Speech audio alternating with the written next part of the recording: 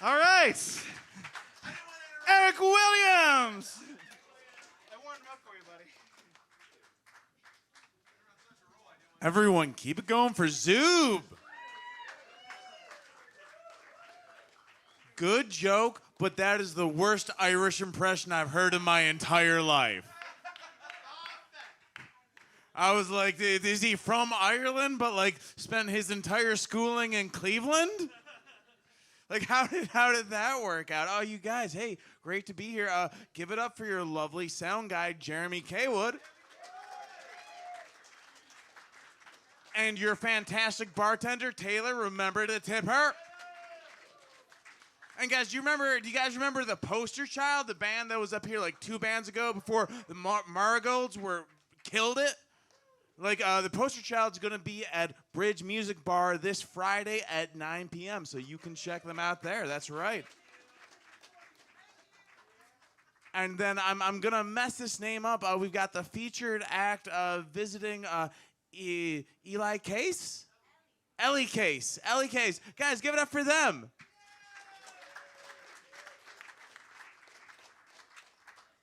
Visiting from New York City. I have an issue with New York City because New York City is not a city.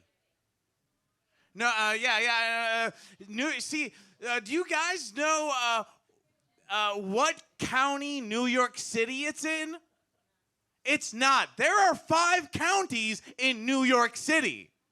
That's not how cities work. Cities belong inside counties.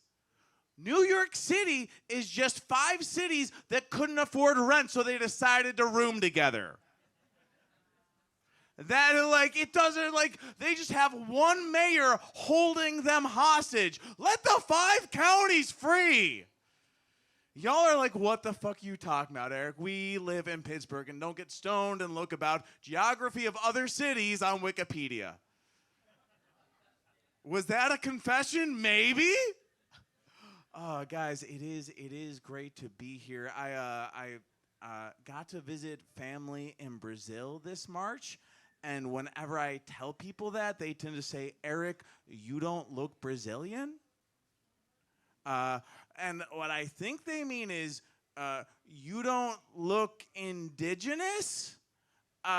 Because I know I look very European, but I don't know if they've heard of Portugal. Like, you can say a lot about me, but I definitely look like a colonizer. Like, Brazil is not an ethno-state. It's not South American Israel. The entire trip, people thought that I spoke Portuguese and had money. They were wrong twice. We stayed at this small little house, like nine of my family members, my parents, me, my brother, my cousins, my aunt and uncle, who are all Brazilian, and 3, they have dual citizenship. They're Brazilian citizens, they're also U.S. citizens, and 3 days into staying at this house, my cousin Pedro said, hey, do you guys think 9/11 was controlled demolition? Because I do. And I was really upset. I was like, Pedro, you should have told us you weren't vaccinated at the beginning.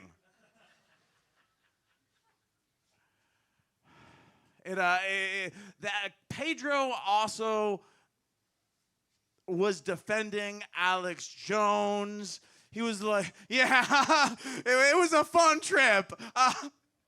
He was like, I just think, it shouldn't have been that much money. And I was like, I don't know if you know this, but a jury decided on $1 billion. That's how much Alex Jones owns. That's why he declared bankruptcy.